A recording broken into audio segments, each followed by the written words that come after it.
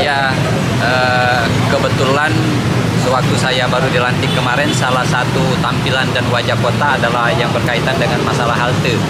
Untuk itu diinisiasi oleh Dinas Perhubungan Kota Palembang, ada 216 halte dan saya minta yang tidak layak pakai untuk segera dihapuskan. Ada total 21 halte yang saya minta dihapuskan, yang selebihnya kita adakan perbaikan. Dan saya minta dipercantik, diperindah sehingga tampilan wajah kota Palembang lebih menarik. Maka dari hari ini adalah secara simbolis kita hapuskan halte yang ada di sini. Selanjutnya mengikuti halte-halte yang lain. Itu salah satu cermin wajah kota Palembang. Ya.